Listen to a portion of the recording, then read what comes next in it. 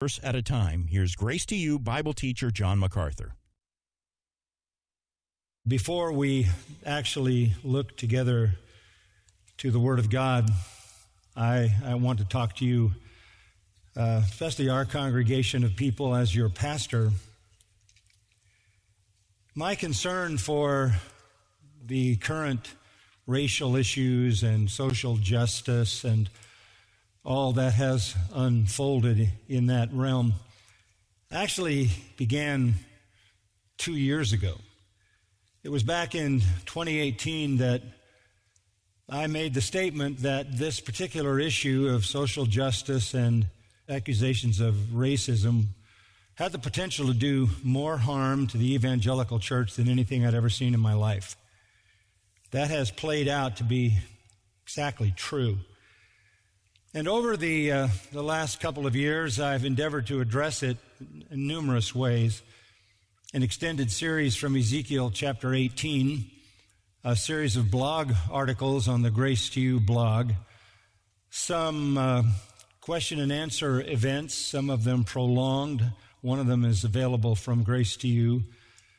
Sermons on the unity of the church from Philippians, sermons on the riots, sermons on our responsibility and other things.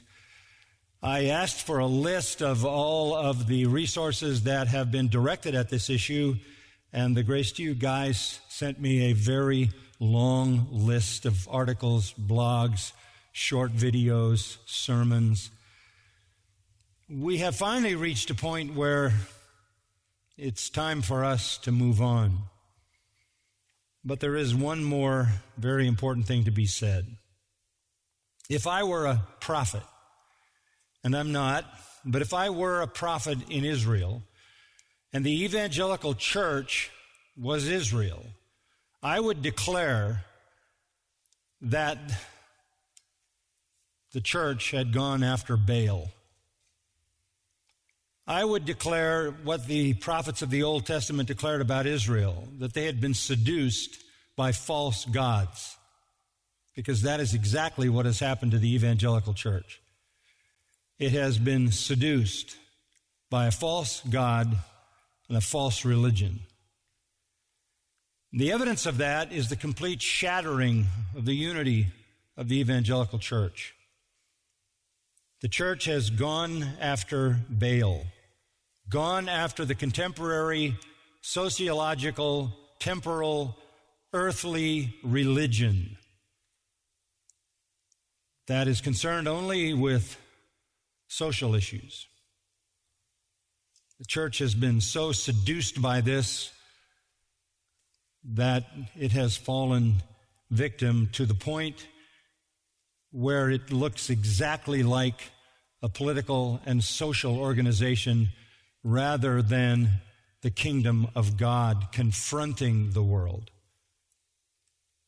The New Testament would say this: I beseech you, therefore, brethren, by the mercies of God, that you present your bodies a living sacrifice, holy and acceptable unto God, which is your act of spiritual worship, and be not conformed to this world, but be transformed by the renewing of your mind, that you may know what is the good and acceptable and perfect will of God.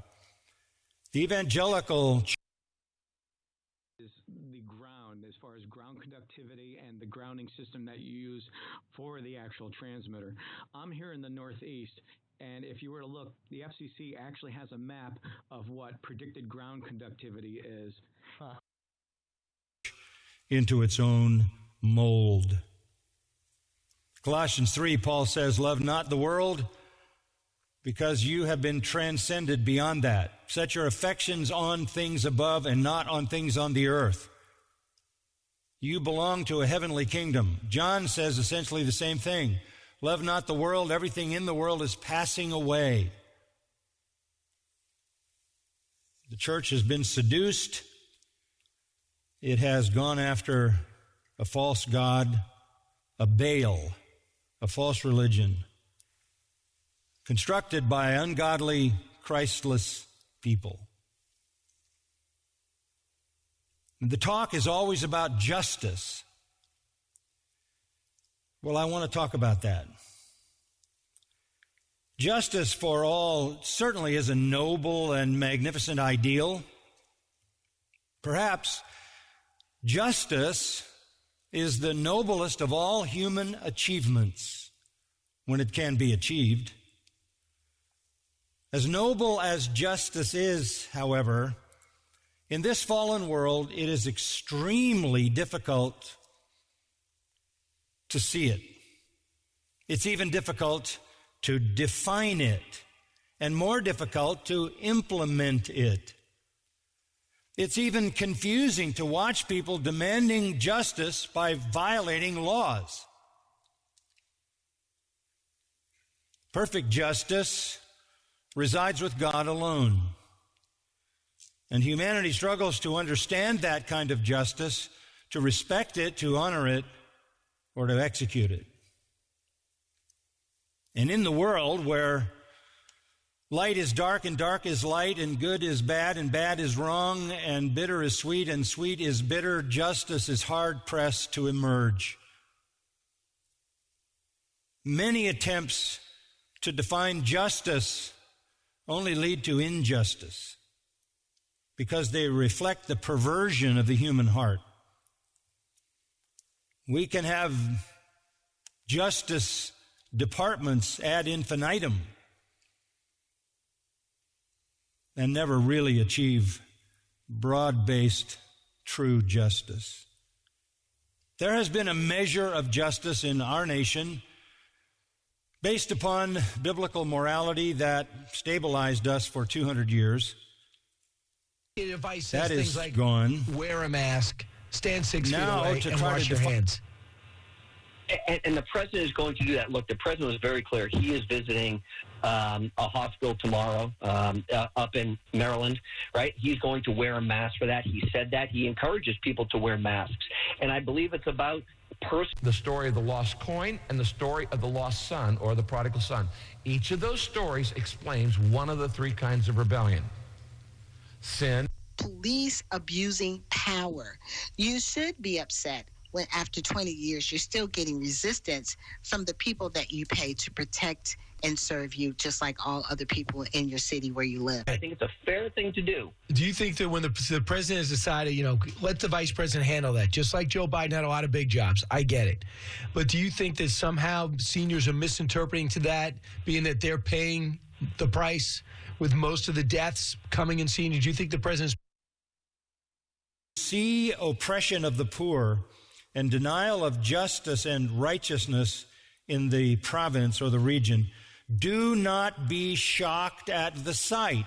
Why? It's a fallen world. For one official watches over another official, and there are higher officials over them. In other words, we admit there is injustice in the world. We're not surprised by it. That's why we have to stack officials on top of officials on top of officials to try the best we can to have courts of appeal that go higher and higher to find their way to justice. Then there's a comment in verse 9 that I find interesting. After all, a king who cultivates the field is an advantage to the land. The best you can hope for in the struggle for justice is to have a leader who creates jobs.